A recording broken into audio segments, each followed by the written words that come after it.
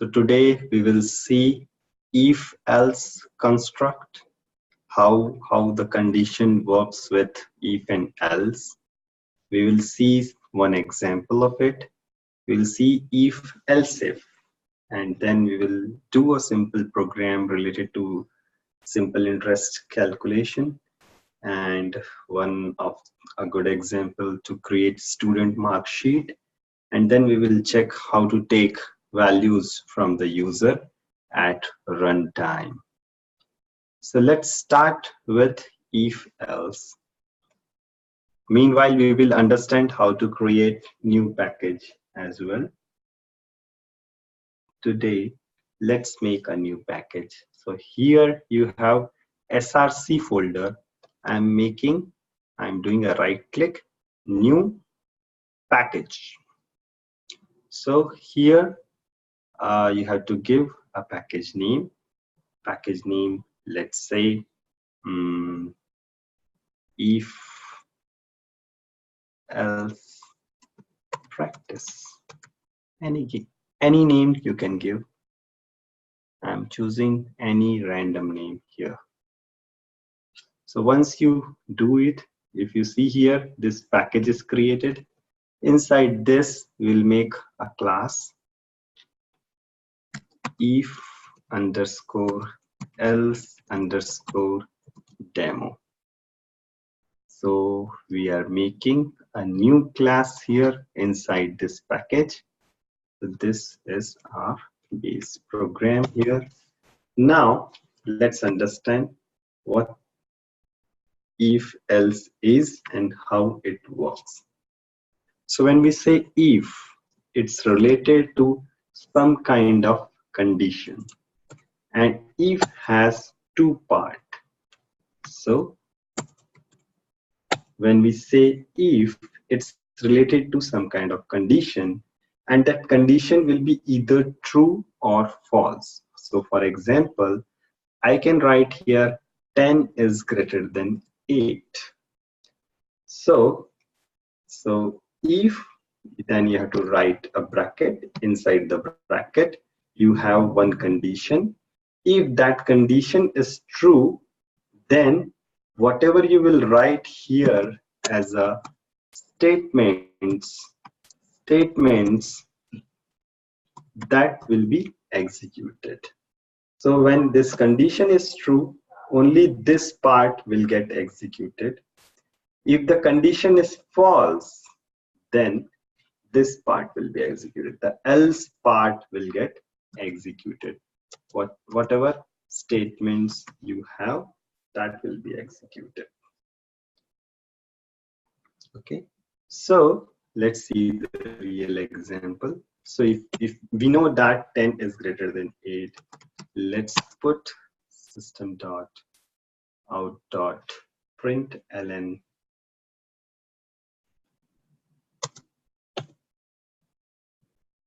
anything I'm writing here. Let's say testology, and if this condition is false, then it will print anything else like training. So how it should work now? So let's see the construct again, how we have written it. Inside the main, we have one if, then there is a condition. If 10 is greater than 8, this condition is true, then from 8th line to 11th line, whatever you will write inside actually the curly braces will get executed. So we will say it as a block. This is if block. This is else block. So when we execute it this time, how it will get executed? So it's saying in the output testology. Why it is saying this? Because 10 is greater than 8, which is true, and it will execute only this part. It will not go to the else part. If we'll make it opposite, let's say 10 is less than 8. In this case, actually, this condition is false. So it will not execute from 9th to 10th line, and it will go actually to the else part, and whatever you will write inside the else part will get executed. So let's run it again.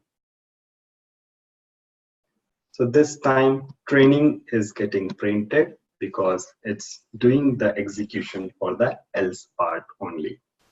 Let's understand today one new thing is you can debug your program.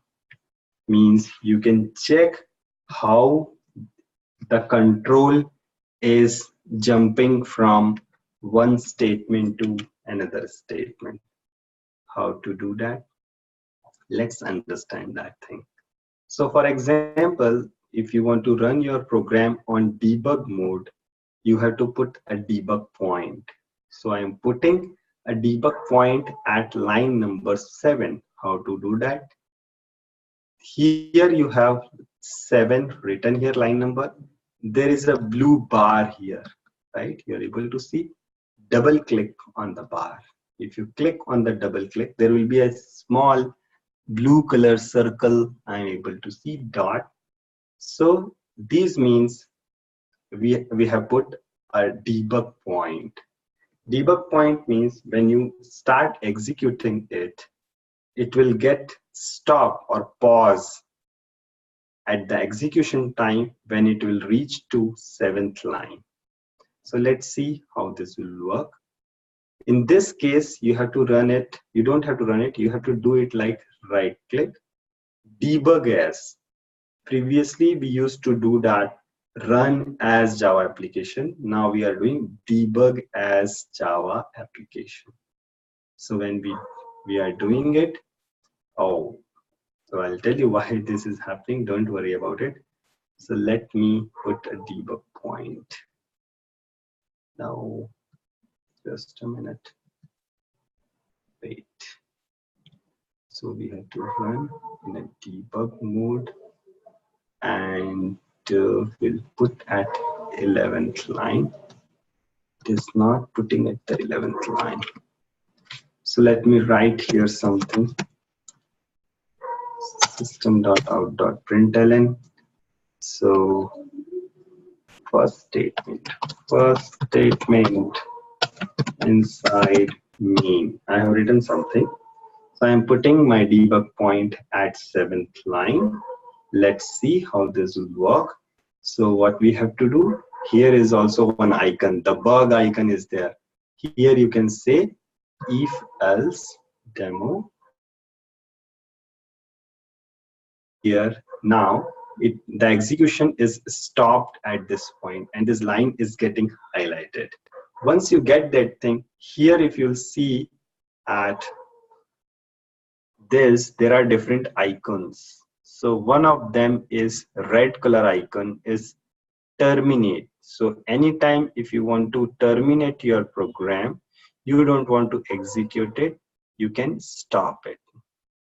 Here you have step into, and after that step over. Step into means you are going in depth of how it is working.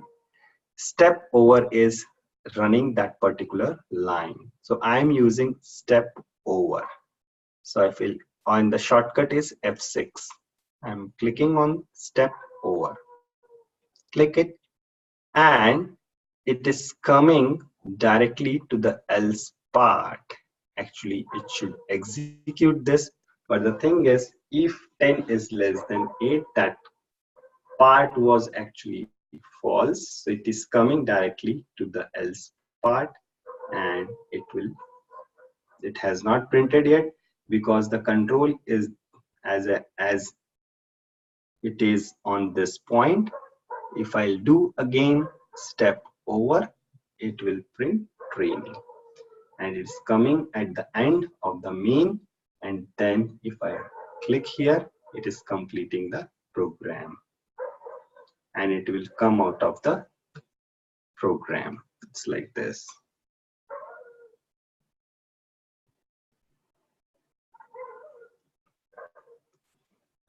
It is saying dead code because When there is just one line of statement, you don't have to put curly braces.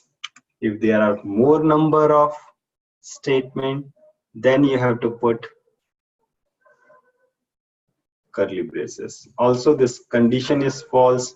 That's why it is saying it's a dead code, because this line will not get executed.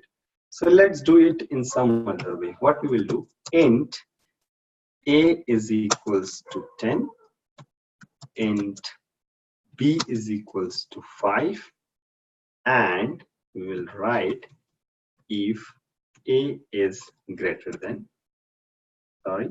b. Then do this thing. Okay, so let's debug it now, and we will see how the variables are stored also. So it will be very clear what is happening on the program. So let's debug it again, if else demo. So if you see here, now our control is at 7th line. I am doing step over. So once I do step over, see in the command window, sorry, in the console, it's putting the output. Then it will execute int a is equals to 10. So if I do it and then hover over a, if you see here, if I put the mouse over a, it will automatically say a is 10. Then if we'll do like this, b will be 5. And now we are at if a is greater than b. So if I do a mouse over a, it's 10. If I do mouse over b, it's 5. So 10 is greater than 5, true. So probably it will go to the 12th line and it will not execute. It will print testology and then it will not go to the else part. See, if I do, and it is coming out of the main now. So it's done. I'm stopping here because I want to show something else. So let's say, let's make it a if a is less than b. Let's debug it again. So we'll start. Same thing. We are at 7th line. Step over, it will print first statement something. I made a mistake on the spelling. Please ignore it. And then a is 10, b is 5. A is less than b, 10 is less than 5. No. So this time it should go to the else part. Let's see. Okay. So it is coming to the else part. And then whatever we have written in the else statement, it is putting training. And then the program is completed. So in this way, if else works. If under the if, you have to put a condition. When the condition is true, it will execute whatever you will write in the if block. That is called true block.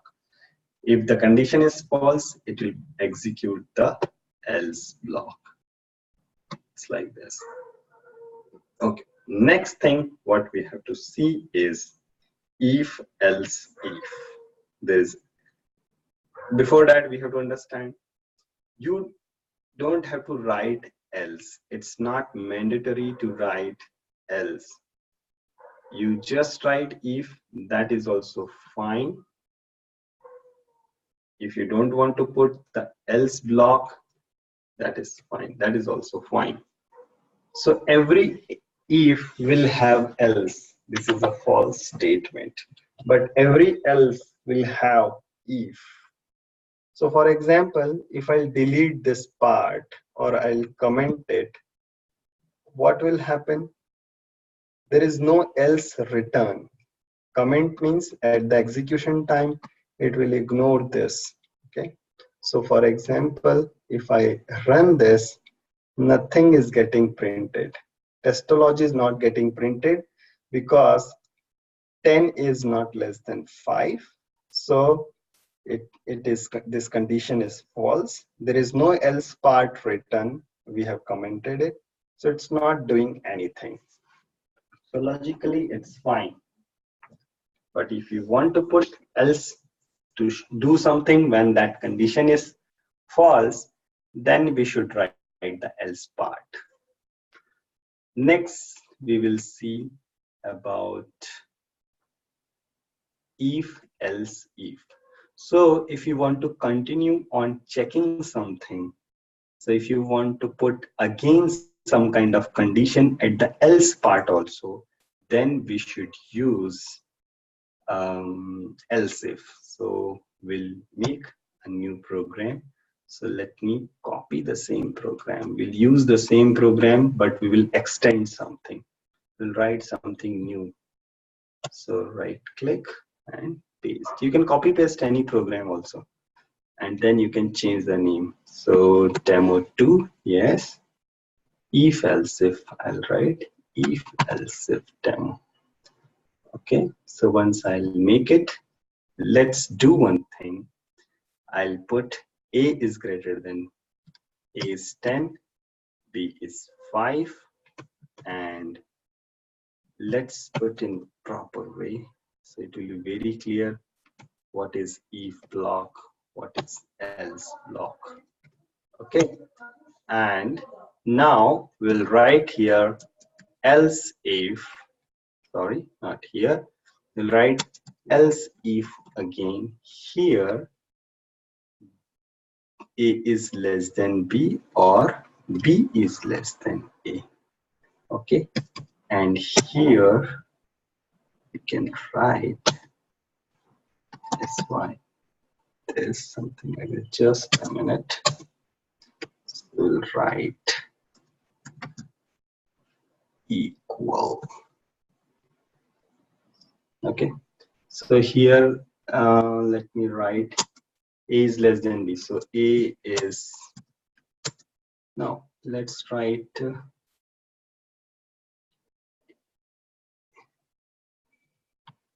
B is bigger, something like this. A is bigger. Okay, so let me make it like this so that the whole thing will come in the single page. So what we are doing this time is, let's say A is 10, B is 5. We are checking if A is less than B, then print B is bigger. If else, then else. So if you want to put again one condition at else, you want to continue with checking something, right? So if you think there can be another condition in the else part, you can put it like this. Else, if B is less than A is bigger. Else, else means it's like it's the else part of this if. It is not the else part of this. Else is else for this if part. Then there is another new if. So this else at the 18th line is actually the else part of this if, but it is on continuation. So it's like this condition is false, then only it will come here. And if this condition is also false, then it will come here. It's like this. So when we say A is less than B, that is false.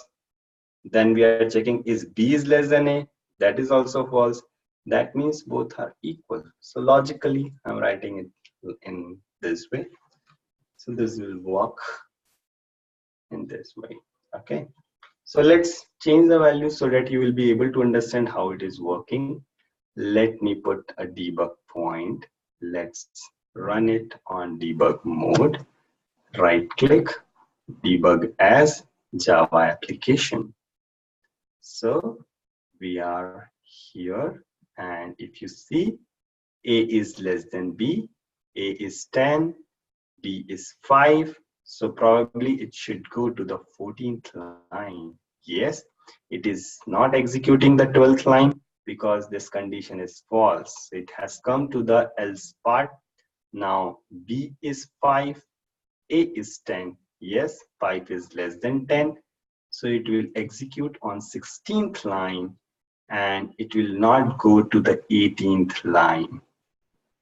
Let's see whether it will go. No, it's not going on the 18th, 19th, 20, 21 line, because this condition was true at 14th line. So it has executed this block. Let me stop this program and let's make both the value 5, because we have to understand how it is working, how the controls are jumping at the runtime. So let's debug it again. And okay, we are at this line. Now A is less than B, that is false. That is why it is coming on the 14th line. And B is less than A, that is also false, because 5 is not less than 5.